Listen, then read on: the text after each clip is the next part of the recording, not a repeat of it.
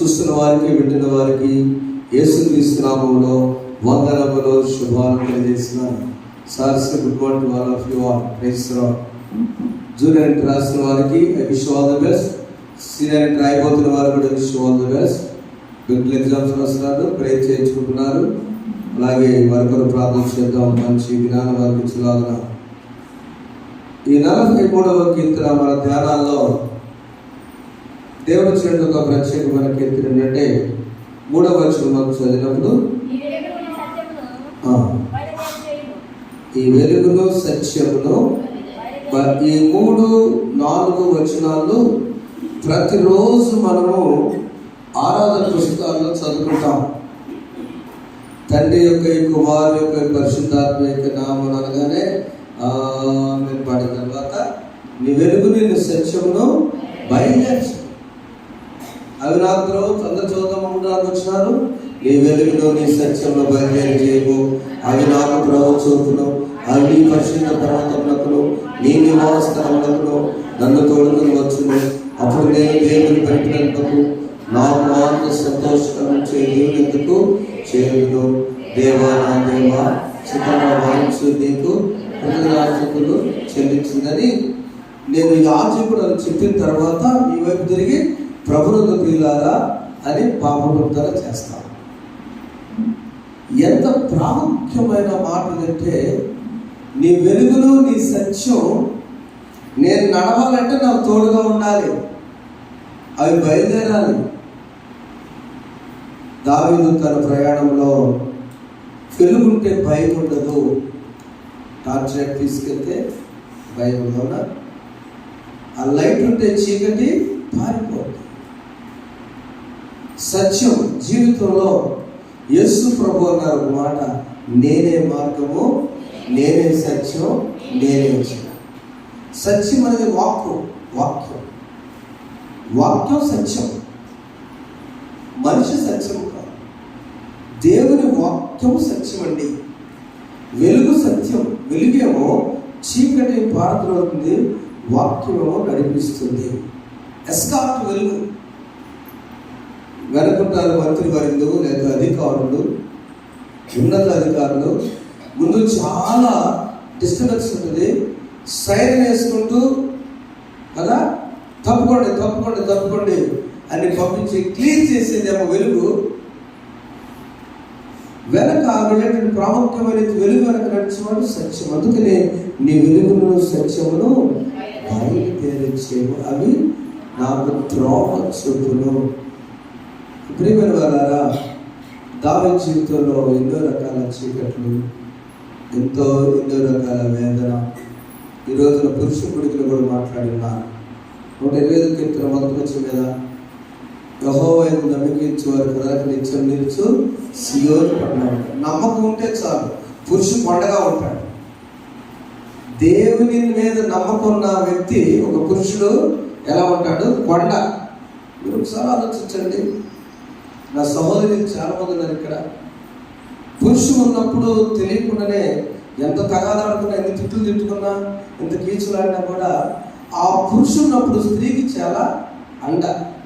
Of course ఆ స్థానంలో దేవుడు వస్తాడు, కానీ ఆ శిరస్సు చాలా అండ. అందుకనే పురుషుడు నమ్మాలి దేవుణ్ణి. పురుషుడు మన దావీదు జీవితంలో అందుకనే దేవుడు చెప్పినట్లయితే రాజుగారు డేలా పడితే సైన్యం మొత్తం కూడా అధైర్యం పడుతుంది.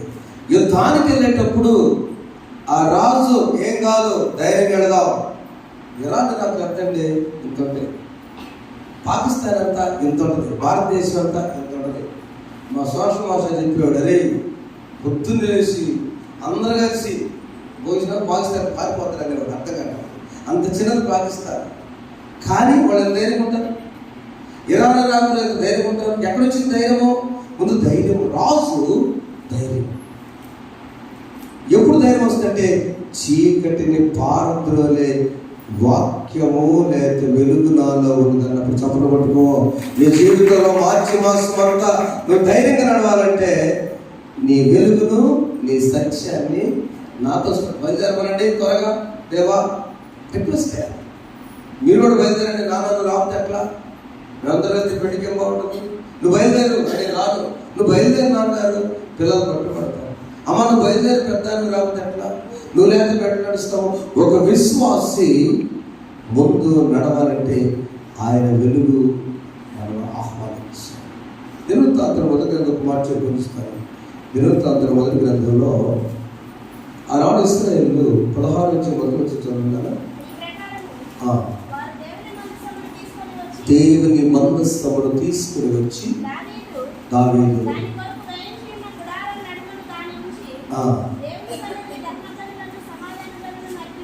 అంతే మందసాన్ని మోసుకుని తర్వాత చదువుకున్నానా. మందసాన్ని ఎవరైతే మోసుకుని వెళతారో వారికి ధైర్యం వస్తుంది. ఏమిటి మందసం? అక్కడ చక్కగా చేయించారు.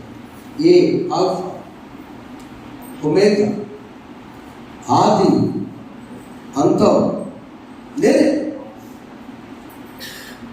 ఇశ్రాయేలుకి దేవుడు చెప్పిన మాట, మీరు భయపడబాకండి, మీరు ఎక్కడికి వెళ్తే అక్కడ నేను కష్టం అనిపిస్తున్నామో, కానీ ఒక పెట్టి చేయించండి, దాని పేరు మందసం, తుమ్మ చెక్కతో చేయించండి, దానికి 4 రింగులు తొడగండి, 2 కర్రలు పెట్టండి, లోపల పర్యాకలు పెట్టుకోండి, మన్నా పాత్రలు పెట్టండి కదా.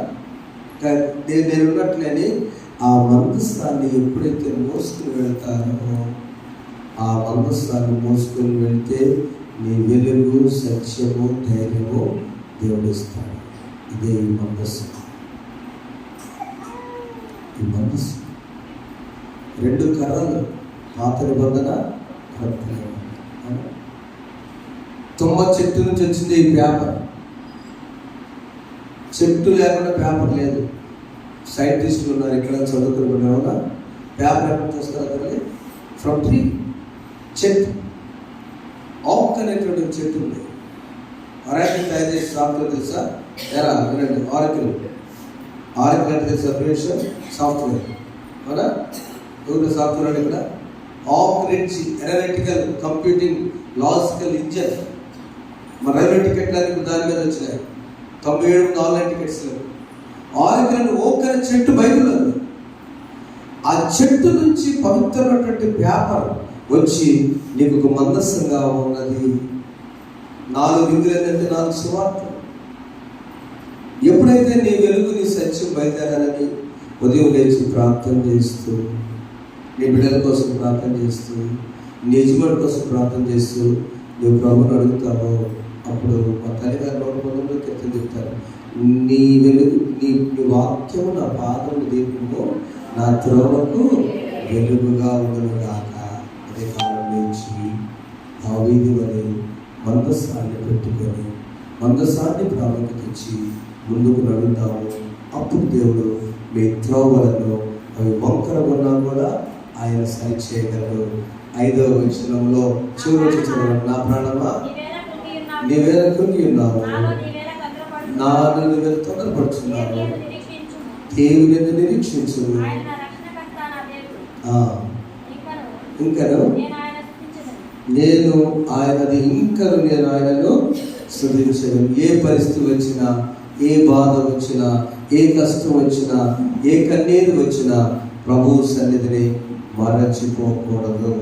నేను ఒక రిక్వెస్ట్ చేద్దాం అనుకున్నాను లైవ్లోనే. నేను నిన్న ప్రార్థనకి వెళ్ళాను, మొన్న ప్రార్థనకి వెళ్ళాను. ఆ మాస్టర్ గారు చాలా డిసిప్లిన్ నేర్పాడు. అఫ్కోర్స్ మన పెద్ద సంఘం అనుకోండి, వాళ్ళకి ఒక చిన్న సంఘం. ఏం నేర్పాడంటే 7 గంటలకు ప్రార్థన, 6:55 అందరికి ఉండాలి. నేను వెళ్ళిన తర్వాత జనం లేకపోతే నేను రానని చెప్పాడు. 5 పూట ప్రార్థన. ఆయన అందరూ చెప్పుకున్నాడు, పాస్టర్ గారు వస్తున్నారు, అయ్యగారు వచ్చే టైంకి ఆ చర్చికి వెళ్తున్న వాళ్ళందరూ కూడా ఆడ ఉండాల్సిందని కూడా ప్రార్థన. మనతో కూడా కలిపి నన్ను కూడా పిలిచారు. ఆయన వచ్చే టైంకి అందరూ అలా కూర్చున్నారు. ఆయన జస్ట్ బ్యాగ్ తీసుకుని వచ్చారు, ప్రారంభం తీసుకొని చేశారు. నేను చాలా సంతోషపడ్డాను. 6 గంటలకు ఆరాధన అందరూ తెలుసు. అఫ్కోర్స్ వేరేని కాదు, క్రమం నేర్చుకున్నాం. 6 గంటలకు ఆరాధన అందరికీ తెలుసు. 6:50 పినాకిని ఎక్స్ప్రెస్ అందరికీ తెలుసు. డెల్టా 10:30 కానీ అందరికీ తెలుసు.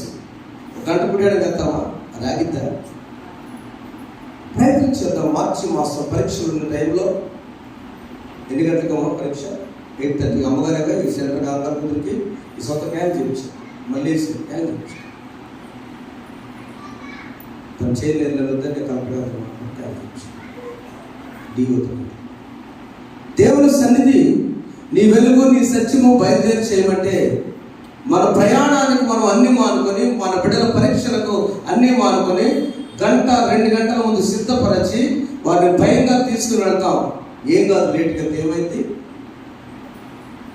రాయనీరా ఎక్కువ చేస్తే రాయిస్తాం. కానీ దేవుని సన్నిధిలో వచ్చే ప్రతి మాట, దేవుని సన్నిధిలో వచ్చే ప్రతి ఆశీర్వాదం 6 గంటలు ఒకసారి చర్చి మొత్తంలో కూర్చుంది అనుకోండి, అసలు జవాబు ఎలా ఉంటుందో చెప్పండి. మీడియా చూసిన వారికి కూడా అందులో తెలియజేస్తున్నాను. మీ ఫ్యామిలీ ఎలా ఉంటుందో చెప్పండి. ట్రై చేద్దాం. ఒకరోజు కష్టం, అది ప్రయత్నం చేద్దాం. దేవుని సన్నిధిలో ఉన్న 120 నిమిషాల్లో, ఈ 2 గంటల్లో 120 నిమిషాల్లో ఒక్కొక్క నిమిషంలో ఒక్కొక్క ఆశీర్వాదం వచ్చిందేమో ప్రయత్నం చేద్దామండి. Let us try. ఎందుకు చేయకూడదు అని తెలియదు దావీదు తన పరిశీలన చేసుకుని, అందుకనే నా జీవితంలో ఏ ఫెయిల్ అయితే అయ్యానో ఇప్పుడు మందస్థాన్ని పెట్టుకుని నేను నీ వెలుగులో నీ సత్యాన్ని బయలుదేర్చి మీ గాడ్ బ్లెస్ యు ఆల్. ప్రతిరోజు దినదినము ఈ మందస్థాన్ని మోసుకుందాం, వాక్యం చదువుకుందాం, ప్రార్థన చేసుకుందాం. అలా నడిపించటకు పరిశుద్ధాత్మ మన సాయం చేయగాక. ఆమె చిన్న పనులు. నీ వాక్యమే నన్ను బ్రతికించెను, పాపలలోనే మదిలించెను. నీ వాక్యమే నన్ను బ్రతికించెను, పాపలలోనే మదిలించెను.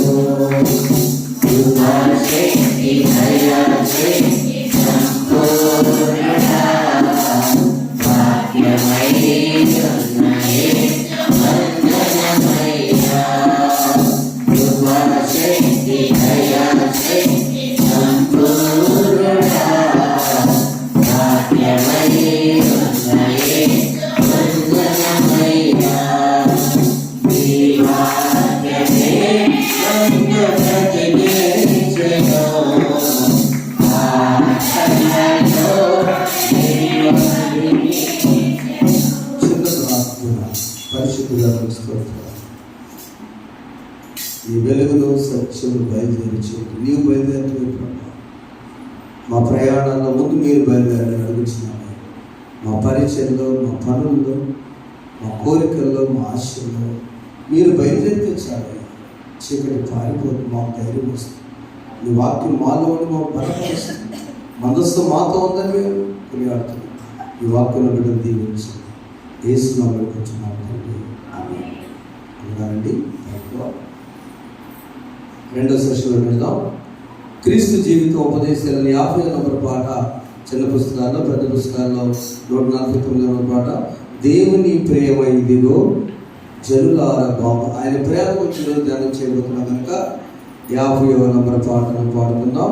మొదటి శరణం పాడుకుందాం, 15వ శరణం పాడుకుందాం. 15 శరణాల పాటది. మరి ఇంటి దగ్గర ఉన్నప్పుడు చక్కగా ధ్యానం చేసుకొని మనం చేస్తున్నాం. దేవుని ప్రేమ ఇదిగో జనులార భావమున తెలియరే,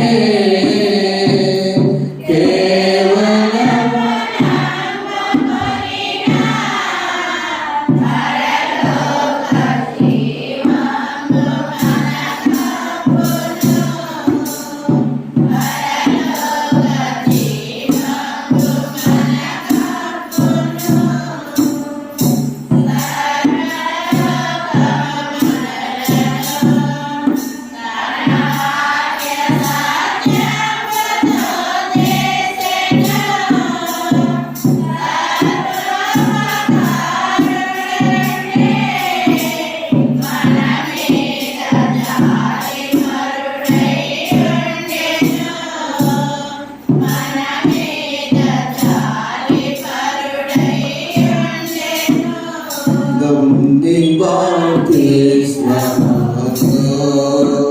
నరులకు రక్షణ మరి కల్గును.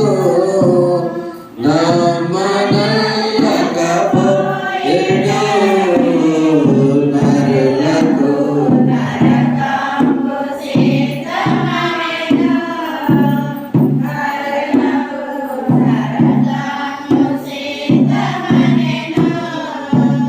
దేవుని ప్రేమ ఇదిగో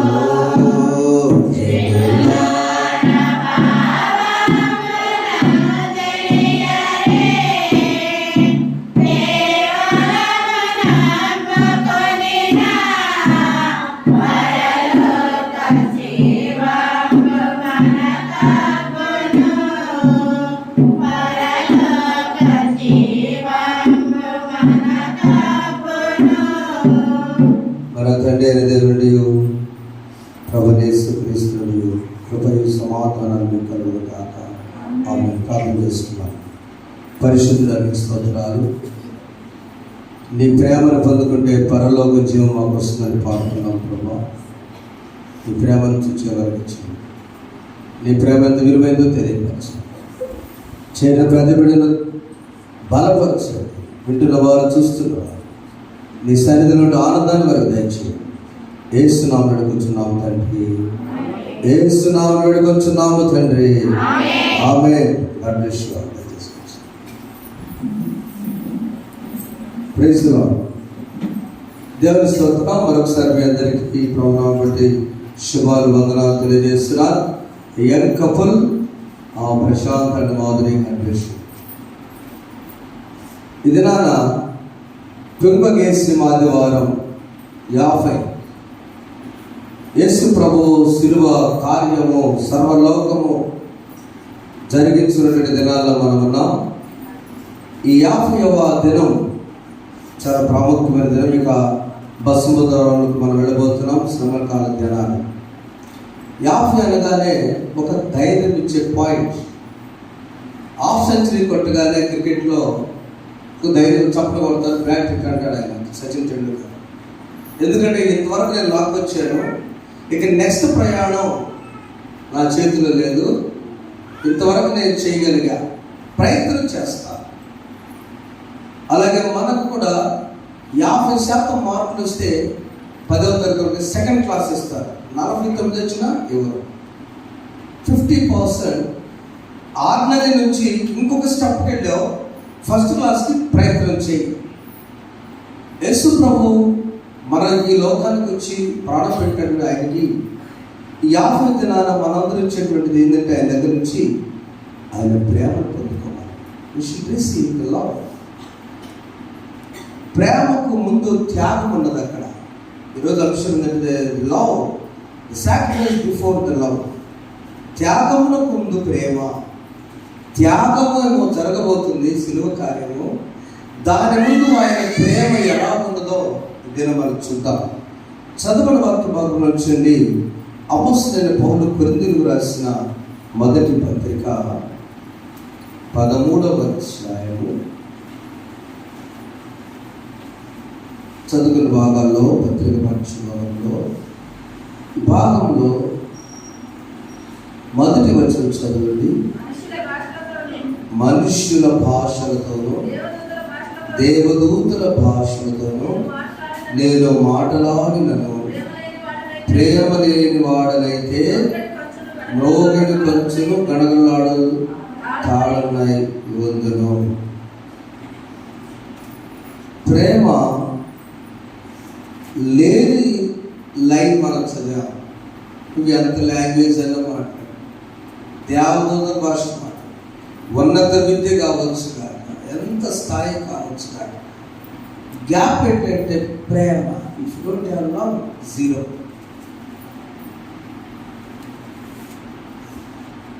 వివాహాలు చేసేటప్పుడు చెప్తాం, భర్త మొన్న చెప్పాడు కదా, మంచి సీనియర్ చదువు వయసుంది కానీ జ్ఞానం. భర్త భార్య కంటే బిడ్డలకు ప్రేమించకూడదంట. బిడ్డలు ఎవరు? కారణం ఏంటంటే భర్త ఎంతైనా ఫస్ట్ ప్రయారిటీ భార్యకి ఇవ్వాలి. అలాగే భార్య కూడా ఎంత తగాదని నా కూతురు దగ్గరికి వెళ్తానన్నా అల్లుడు గారు చేయగానే మొత్తం బయలుదేరి తక్కువ చదువుకొని ఆ బ్యాగ్ నుంచి పడేసింది మళ్ళీ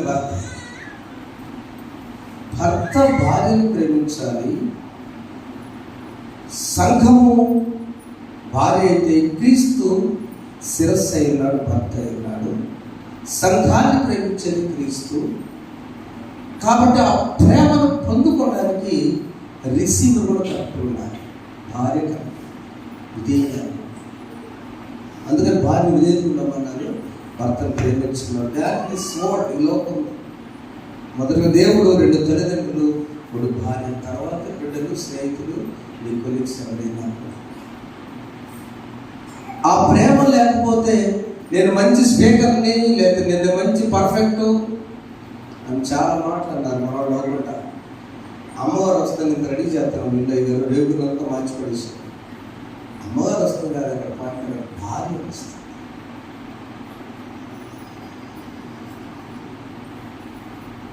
ఎందుకు ఈ మాట ప్రభువారు కొరింథీ సంఘాన్ని చెప్పారంటే, కొరింథీ సంఘం వ్యాపార కేంద్రం, సాంస్కృతిక కేంద్రం, బిజినెస్ సెంటర్. మన భారతదేశంలో గోవా ఎట్లుందో అట్లా ఏదో చేసి బాగా పడుతుంటారు వాళ్ళు. డబ్బులకు ఇబ్బంది లేదు, ఎవరు చూసినా ఎవరు లెక్క చేయరు, సముద్ర తీరాన వ్యాపారం చేసుకుంటూ ఉంటారు. పౌలు గారు క్రీస్తు శకం 50వ సంవత్సరం అక్కడికి వెళ్ళారు పరిచయం చేయడానికి. తన సెకండ్ మిషనరీ జర్నీలో అక్కడికి వెళ్ళేటప్పుడు వీళ్ళంతా మామూలు బ్యాచ్గా వేరే, వీడికి ఎట్లా సువార్త చెప్పాలనుకున్నాడు ఆయన. అయినా కానీ పట్టుబట్టాడు. పట్టుబట్టి చేసిన తర్వాత సంఘంలో ప్రవర్తన సరిలేనప్పుడు పౌలు గారు అక్కడ చేశాడు. వారు నిరాకరించారు. అపోస్తలుల కార్యక్రమంలో 18వ అధ్యాయము మొదటి వచనం చేస్తే మనకు అర్థమవుతుంది. అక్కడ ఆయన చెప్పిన సువార్తను వాళ్ళు వింటలో లెక్క చేయకుండా కొరింథీలకు వచ్చి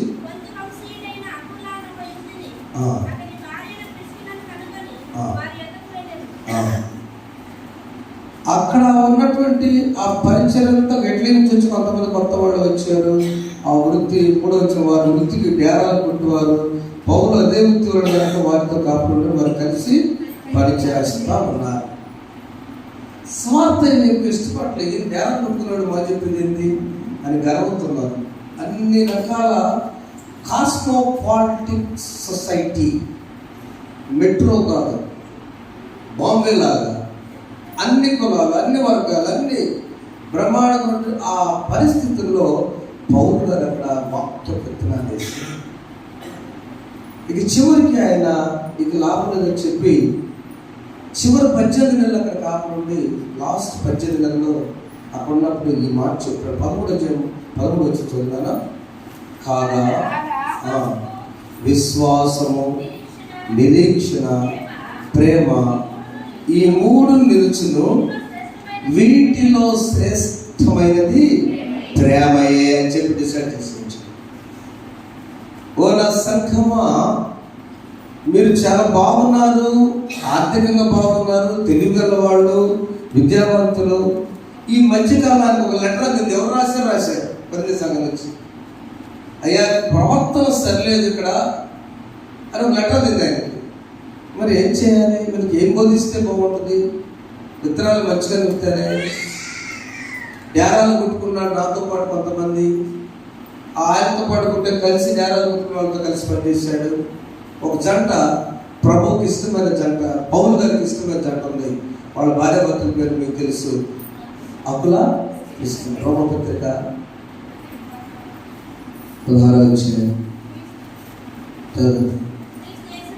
3వ వచనంలో, క్రీస్తు యేసునందు నా జతపని వారైన ప్రిస్కిల్లాకును అకులకును నా వందనాలు చెప్పండి.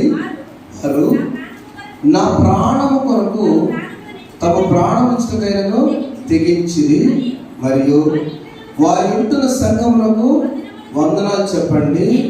నేను మాత్రము కాదు, అన్యజనుల సంఘమందరూ వీరికి కృతజ్ఞతలై ఉన్నారు. 5వ వచనం, ఆసియాలో క్రీస్తుకు ప్రథమ ఫలమై ఉన్న నా ప్రియులకు ఎఫైట్లకు వందనాలు చెప్పన్నాడు. ఈ బ్యాచ్ అంతా పౌలు గారు డేరాకుంటున్నాడండి. ఈ డేరా గుట్టకు ముందు పెద్ద పురుషుల పేరు రాయాలి కదా, అకుల ప్రిస్కిల్లాగా వదలవుతున్నాడు.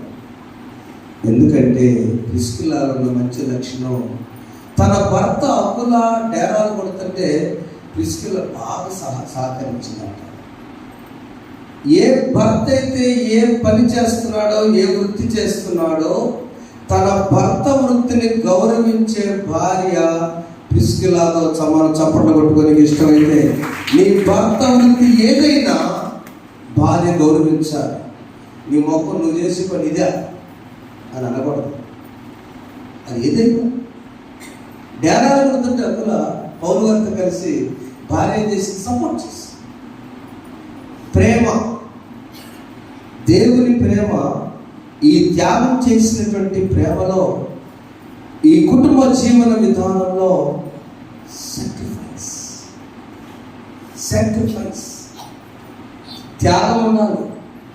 తగ్గించుకుంటే సాక్రిఫైస్.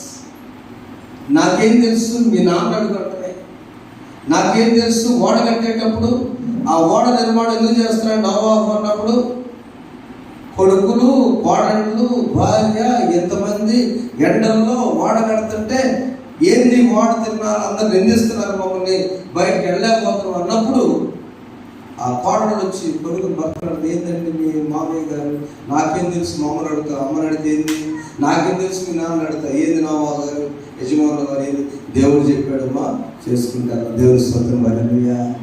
ప్రేమ త్యాగంతో మిక్స్ అవ్వాలి. Just I want to reveal that. ఒక్క పాయింట్ ఈరోజు నుంచి చేస్తాను.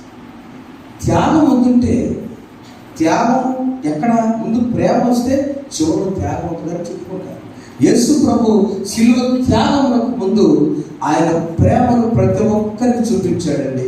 మత్తయి లూకాసు సువార్త ఈరోజు భాగంలో మనం అర్థం చేసుకుంటుంటే, మొట్టమొదటిగా ఈ ప్రేమ అనేటువంటిది త్యాగానికి ముందు కుటుంబంలో జరగాలి. కుటుంబంలో జరిగిందంటే మొట్టమొదటి పురుషుడు ఎవరు శిరస్సు అయి ఉన్నాడు, భార్యను ప్రేమించాలి. భార్య పురుషుని యజమాని విధేయత చూపాలి. తల్లిదండ్రులకు బిడ్డలు విధేయత చూపాలి. తల్లిదండ్రులు బిడ్డలు అధికంగా ప్రేమించాలి. భార్య తర్వాత వారిని పోషించాలి, వారిని విడిచిపెట్టకూడదు, వారిని సంరక్షించాలి, వారిని నడిపించాలి కరెక్ట్ ప్లేస్కి. బాలుడు నడవలసిన త్రోవను, సామెతలు అదే దానిలో బాలుడు నడవలసిన త్రోవను వారికి నేర్పమంటే టీచ్ యు. వాడు పెద్దవాడైన తర్వాత ఏ రాష్ట్రంలో, ఏ దేశంలో ఏ పని చేసుకున్నా క్రమం తప్పిపోడు. బాలుడైన సమూయేలు దేవాలయానికి అటాచ్ చేయబడ్డాడు కాబట్టి సమూయేలు లైఫ్ ప్రవక్త అయిపోయాడు. చూడండి ఈరోజు చదువుకుని లూకాసు వార్త 13వ అధ్యాయం 18వ అధ్యాయం యేసు ప్రభు 35వ వచనం చదువునా. ఆయన ఎరికో పట్టణం సమీపించాడు. ఒక గుడ్డివాడు త్రోవకు కూర్చుంది. చాలు కొరింథీ సంఘంలో ఒక పాట అమ్మగారు పాడమని చెప్పారు. అందులో వచ్చే ఉదయాన్నే నుంచి రాత్రి. ప్రేమే జగతికి మూలం, ప్రేమే దైవ స్వరూపము, ప్రేమే నిత్య జీవము, ఆ ప్రేమే మోక్ష మార్గము. ప్రేమే జగతికి మూలం, ప్రేమే దైవ స్వరూపము, ప్రేమే నిత్య జీవము, ఆ ప్రేమే మోక్ష మార్గము. అమర్యాదగా నడు 4-5 వచ్చింది పాడంతో కూడా. అపకారము చేయనిది అన్నిటినీ మోచునది, అన్నిటినీ తానునది, స్వప్రయోజనము నోచుకొననిది, సత్పరమే కోపపడనిది, మచ్చరపడనిది, సంభవలేని ఉప్పొంగనిది, ప్రేమ ఒక్కటే. ప్రేమే జగతికి మూలం, ప్రేమే దైవ స్వరూపము,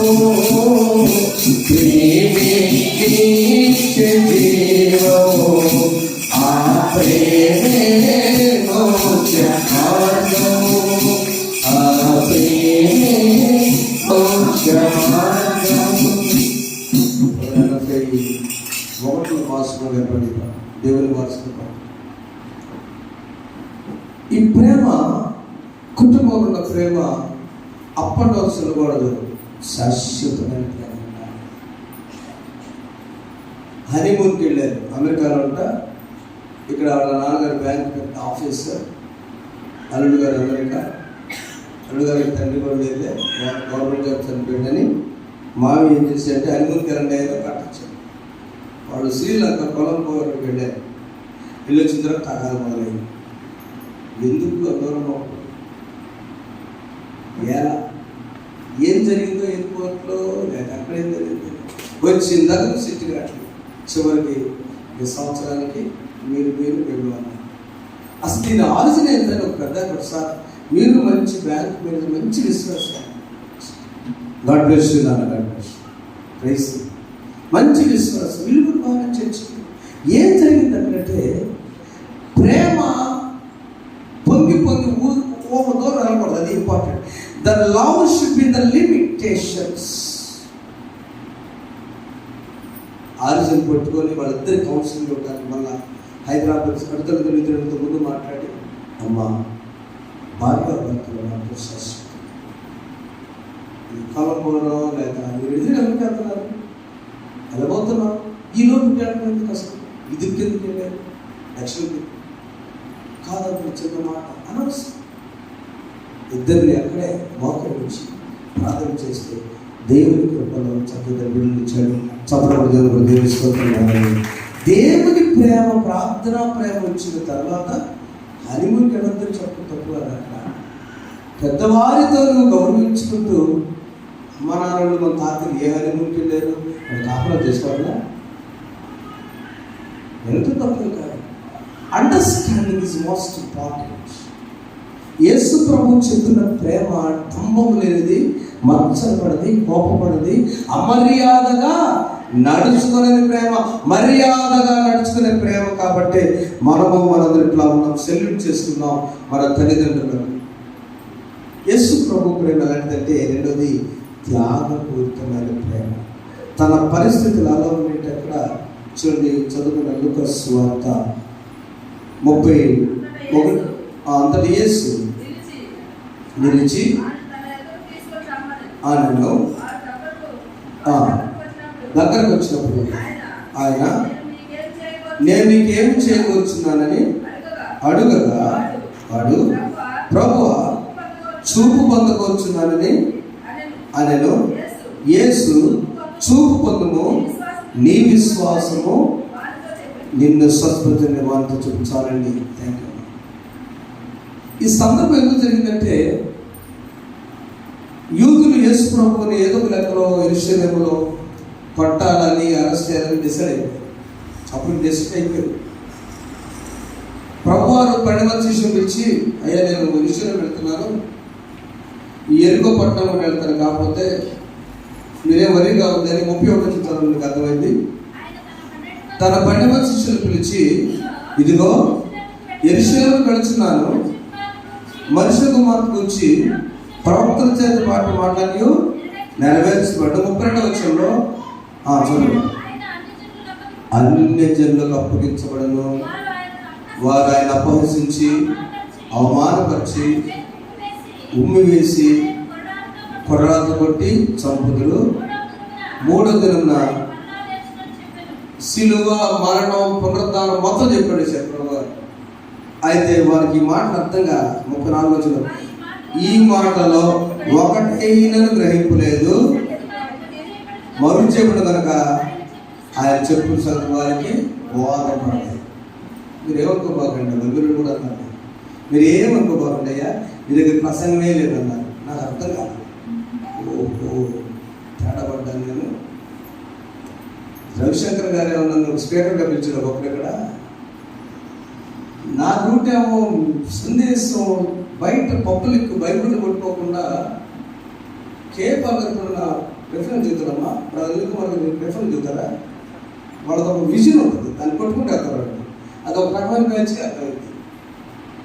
సరే ప్రసంగం లేదయ్యా ఏంటి, ఎందుకంటే టప్ప 50 రెఫరెన్స్ ఉంటే దాన్ని చదువుతారు. అక్కడ తేడా ఉంది ఎవరన్నా ఏం కొడుతున్నారంటే అమ్మగారి మాత్రం అమ్మగా అర్థమవుతుంది, ఎవరికి జీవితం అనేది. ఇప్పుడు జీవితం అంటే ఇది కొంతవరకు పర్లేదు అంటుంది, ఇప్పుడంటే 4 ఏళ్ళు పర్వాలేదు అంటుంది. సరే ఏంటంటే అక్కడ వారికి అర్థమయ్యే రీతిలో అంటే ముఖ్యం, అది మన తప్పుగా. వారికి యేసు ప్రభు చెబుతుంటే అన్ని జనులకు అప్పగించబడును, వారు అపహసిస్తారు, ఉమ్మి వేస్తారు, పడాత కొడతారు, వారు సిలువ వేస్తారు, తిరిగి 3వ దినాన ఆయన లెగుస్తాడు, మనిషి కుమారుడు ఎవరు అనుకున్నారు.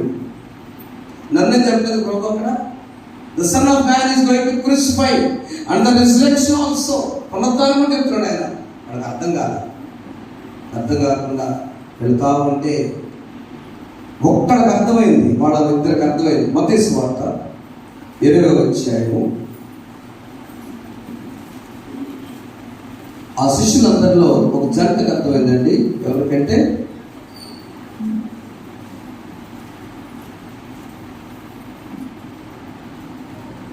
చదువునా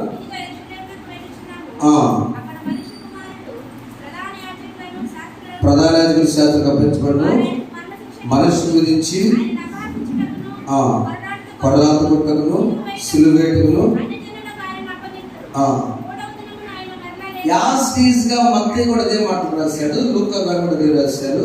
అప్పుడు జబదయి కుమారుడు తల్లి తన కుమారుడితో దగ్గరికి వచ్చి, నీవేమికి వచ్చినావు అంటే, సమరయ తల్లి నీ కుడివైపున నా కొడుకుని ఎడవైపున నా కొడుకు. ఈ మనిషి కుమారుడు, ఈ రాజ్యం వేరు, ఆయన అప్పగించబడి 3వ దినం తిరిగి లేస్తాడన్న మాట ఆ సలోమి నమ్మిందండి. కమల పిల్లలు కదా, యోహాను యాకోబు వెళ్ళి, అమ్మమ్మ ఏంది యేసు ప్రభు గారు ఈరోజు అంటున్నాడు, మాకు అర్థం కాల. ఈ ముచ్చట చెప్పారు. ఏమన్నాడయ్యా, అప్పగిస్తారు, కొడతారు, సిలువ వేస్తారు, తిరిగి లెగుస్తాడు.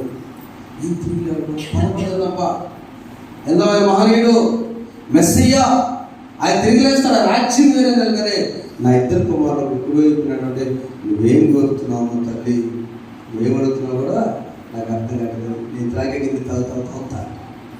సరే పట్టుదల బట్టి తల్లి అడిగింది కాబట్టి ఆ 2 కొడుకుల్లో రిజర్వేషన్ అయితే చేయలేదు, కానీ ప్రభువుకు అవకాశం ఇచ్చాడు.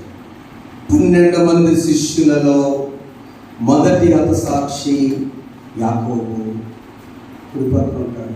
మీరు 12 మంది అపోస్తుల ఆ శిష్యుల ఫోటో చూస్తే కుడి ప్రక్కన ఆయన ముఖం, చివరి మిగిలిన ముఖం ఇద్దరు యోహాను యాకోబు అని ఇద్దరు. మొదటి హతసాక్షి యాకోబు, చివరి హతసాక్షి పద్మాస్ దీపంలో యోహాను. తల్లి కోరుకున్నారు. ఇది నా ప్రియమైన వాళ్ళారా, సిలువకు ముందు సిద్ధపడుతున్న మనం నేర్చుకోవాల్సింది త్యాగమునకు ఉన్న ప్రేమ ఏంటంటే మనం విడిచిపెట్టే ప్రేమ, మన బిడ్డల కోసం ఇవ్వబోతున్న ప్రేమ. అక్కడ ఆ ఎరిపోయినటువంటి పట్టణము శపించబడ్డ పట్టణం. ఎవరు ఆ పట్టణం ఇచ్చారు? యెహోషువ గ్రంథం 6వ అధ్యాయము మీరు చూసినట్లయితే 26వ వచనంలో యెహోషువ ఎవరు కడతారు ఈ పట్టణం అంటే ఎరికో. చదువురా, ఆ కాలమున యెహోషువ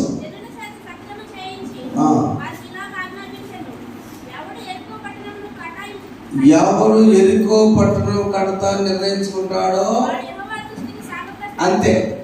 ఎవరు కడతారు ఆలోచండి.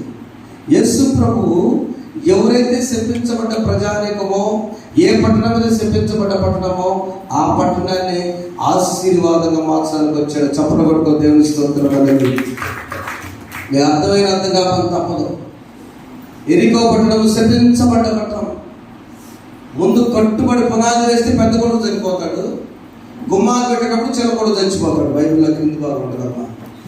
అలాంటి ఎరికో పట్టణం నుంచి ప్రభు వెళ్తా అక్కడ కాపు కాసుకొని ఒక అతను ఉన్నాడు. ఆయన ఎవరు? ఒక గుడ్డివాడు. ఆయనలో 2 ఉన్నాయి. ఎంక్వైరీ చేయడం మంచి లక్ష్యం. జాగ్రత్త ప్రియమైన దేవుని బిడ్డలారా, ప్రభువు యొక్క ప్రేమను పొందాలంటే గెట్ అన్ ఎంక్వైరీ. ఆయన సమీపం గుడ్డివాడు త్రో పక్కన కూర్చొని భిక్ష పడుతున్నారు. వాళ్ళని పని చేయలేదు కాబట్టి సమాజంలో వాళ్ళని పనిచేయలేదు. మీ ట్రాన్స్జెండర్స్ కూడా వచ్చినప్పుడు కారు దగ్గర మనం డబ్బులు ఇస్తాం కదమ్మా. ఎందుకంటే వాళ్ళు ఎవరో వాడు పిల్లలు ఈ గుడ్డివాడు భిక్ష పడుతున్న సమయంలో అక్కడ ఉన్నప్పుడు కూర్చొని భిక్ష పడుతుండే జనసమూహం దాచుకున్నప్పుడు చప్పుడు విని వాడు చప్పుడు విని ఒక్క మాట రావడం, చప్పుడు విని ప్రజల చప్పుడు, ఎంతమంది జనం, ఎవరండి ఎంతమంది జనం? వాళ్ళు ఇట్లా చూస్తారు. ఇప్పుడు కూడా చెవు ఎక్కువ బాగా ఏర్పడుతుంది వాళ్ళకి. ఎవరు ఎంత చప్పుడు వెళ్తుంది? యేసు వెళ్తున్నాడు, యేసు వెళ్తున్నాడా, యేసు వెళ్తున్నాడా, యేసు కోసం నేను ఎప్పుడు చూస్తున్నానని ఒక కేకేసినమాట మాట. మొదటిగా నజరేయుడైన యేసు మనం చెప్పినప్పుడు వాడు, యేసు దావీదు కుమారుడా నన్ను ఖండించమన్నాడు. వినపడలా. ఊరుగాయ బాబు ఇంత జనంలో ఇప్పుడు దాకా నెట్టుకుంటారు కొంతమంది. మళ్ళీ రెండవ క్యాక్ కూడా వేసాడు, చదువు కింద భాగంలో. మరి ఎక్కువగా దావీదు కుమారుడా నన్ను ఖండించమని క్యాక్. He want to utilize the opportunity. తల్లి రాసుకోండి ఇంగ్లీష్లో. Please utilize the opportunity. Number 1, get an enquiry. యేసు ప్రభు దగ్గర నువ్వు ప్రేమ పొందాలన్నా, మేలు పొందాలన్నా, స్వస్థత పొందాలన్నా, దీవెనలు పొందాలన్నా, ఫస్ట్ గెట్ అన్ ఎంక్వైరీ. యేసు ఆ త్రోవ వస్తున్న సంగతి, ఆ చప్పుడుని బట్టి గెట్ అన్ ఎంక్వైరీ చేశాడు. యేసు అని తెలిసి, ఎందుకంటే కళ్ళు ఉన్న అతనైతే చూసేవాడు. పాపం కళ్ళు లేకపోవడం వల్ల చూడలేకపోయాడు. చెవులతో మాత్రమే యేసు ప్రభుని ఎంక్వైరీ చేసుకుంటే, నేను యెహోవా యొక్క విచారణ చేయగా ఆయన ఆలకించని ఒక్కనాడు. కాబట్టి ఆయన ఎంక్వైరీ చేశాడు. ఎంక్వైరీ చేసినప్పుడు ఆ చప్పుడుకి ఒక క్యాక్ కాదు 2 క్యాకులు వేశాడు. ప్రభు వచ్చి నన్ను కరుణించు, నన్ను రక్షకుడు. వాడి దగ్గరకు వచ్చి యేసు వేడుకు వచ్చినంటే నేను చూపు పొందవచ్చాను. Number 3, received the blessing. Number 1, enquiry చేయి. నెంబర్ 2, అవకాశాలు సద్వినియోగం చేసుకో. నెంబర్ 3, ఆశీర్వాదం. అవకాశం వచ్చినప్పుడు సద్వినియోగం చేసుకో. మోకరించగలిగిన వయసులోనే మోకరించు. ఇది లేకుండా అతను కోరుకోడు. బైబిల్ చూపు బాగున్నప్పుడు బైబిల్ పూజ చేస్తే బాగుండేది. రాత్రి అమ్మ వచ్చి బాబా నేను తిమోతి పత్రిక దాకా వచ్చానంటే వాళ్ళ కోడలు ఆశ్చర్యపోయింది. పాస్టర్ 1వ తారీఖు ప్రారంభించింది అమ్మ. సీరియల్ తగ్గించిందండి. టేబుల్ పక్కన ఖాళీ ఉంటుంది కదా, తీసి పడేసాను. అయ్యా 7 గంటల మాత్రం చూస్తాను. తిమోతి బాగుంటుంది. ఆది కాలం మొదలు తిమోతి పత్రిక వచ్చిందంటే ఎన్ని రోజులు? అన్ని రోజుకి 60 రోజులు. కరెక్ట్. అమ్మ చెప్పడం ఒకసారి గొప్పగా బైబిల్ గ్రంథం 60 రోజులు. చూపు కళ్ళజోడు పెట్టుకుని ఇప్పుడు చదువుతుంది. మనము కళ్ళజోడు లేని ఉన్నటువంటి మనకు చిన్నపిల్లలు కూడా కళ్ళజోడు వస్తుంది. అది లేకపోతే లేదు. ఇంకా నీవు కళ్ళు ఉన్నప్పుడే ప్రభు దర్శనం చేసుకుంటే get an enquiry and utilize the opportunity.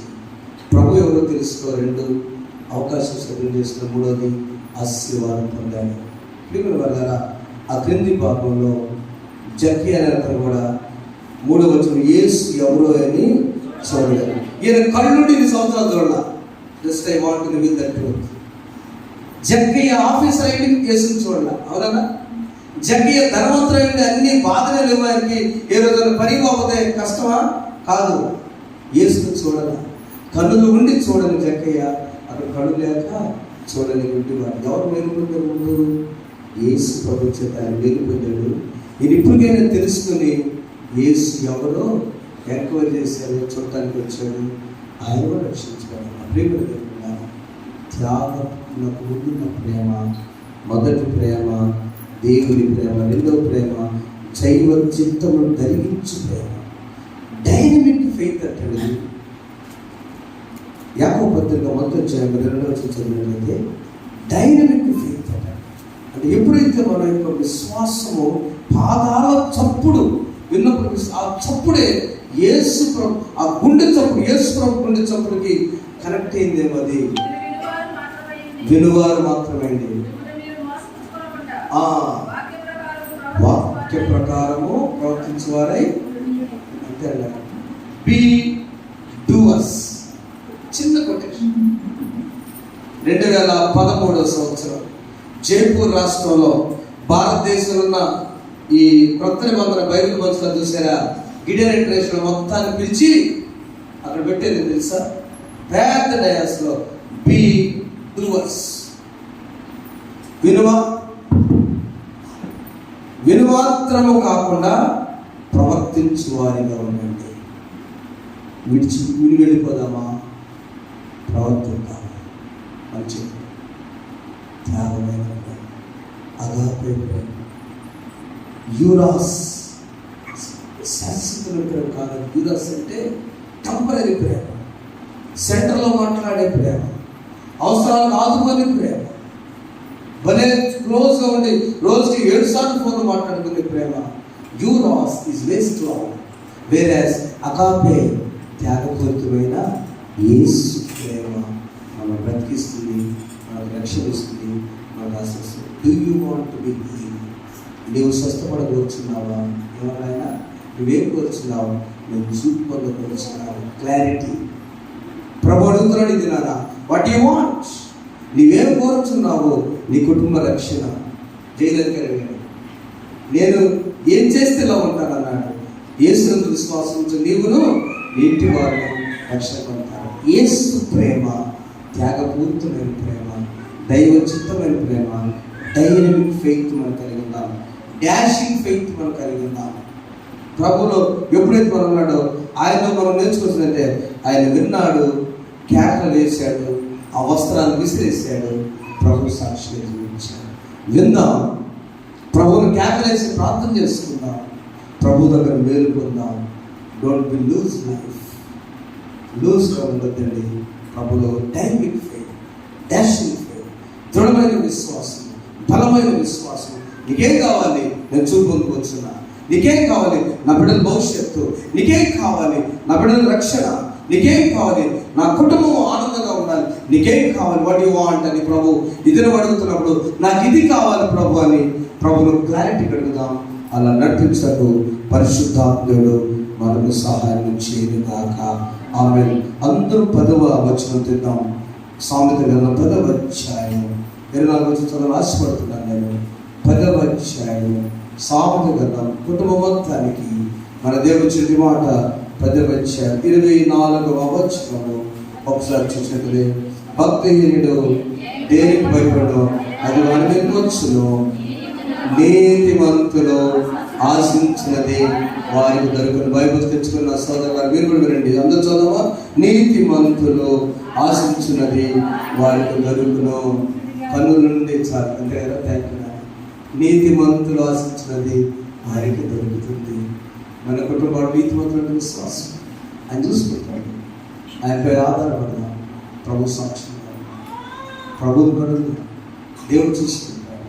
నీతిమంతులు ఏది ఆశిస్తే ఆయన జరిగించిన దాకా పరిశుద్ధాన్ని కలగాలి. ఉండవాళ్ళకి నీరు కట్టి ఫలించి నీతిమంతులు ఆశించి విశ్వాసం. అమాయకుడు నడవలేని తన స్థితిని బట్టి చూడలేని స్థితిలో చప్పుడు విన్నాడు, త్యాగాలు వేశాడు. చూపుకోలేదు. ఈ వాక్యం చప్పుడు విని మీ గుండెలు హత్తుకున్నాడు. ఏ సేవలు చూడాలని చెప్పి ఆశపడ్డాడు, పరిగెత్తాడు, నీకోసం ఎదురు చూశాడు, కుటుంబాన్ని రక్షించాడు. మేము కూడా నీ సన్నిధిలో ఎక్కువ సమయం గడిపేవారికి వచ్చేది. వాక్యం నీరు కట్టి ఫలించాడు. యేసునామమున కూర్చున్నాం తండ్రి. ఆమేన్. సమస్త జ్ఞానం నుంచి దేవుని సమాధానం ప్రభువైన యేసుక్రీస్తు మీ హృదయంలో పెట్టాలని కావాలని కాక. ఆమేన్.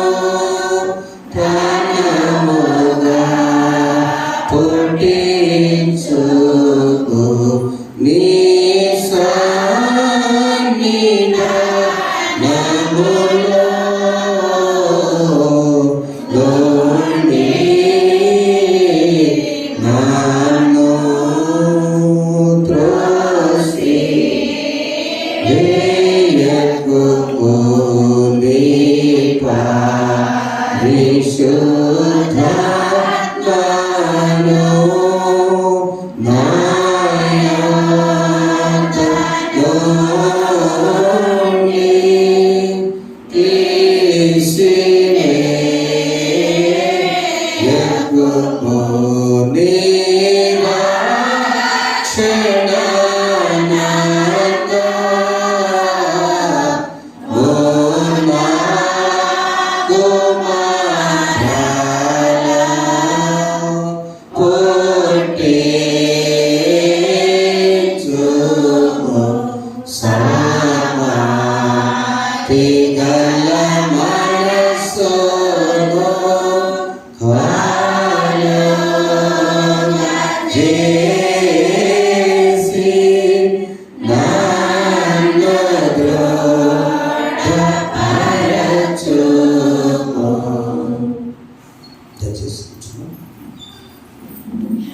ప్రశాంత్ ఈ 40 దినాల ప్రభువు కొరకు ఎదురు చూడండి, ఆశపడండి. దేవుడు ఆశీర్వదిస్తాడు. ప్రభు మీ జీవితంలో చేసిన వెళ్తున్నాయి కృతజ్ఞతలు ప్రార్థించుకోవాలి.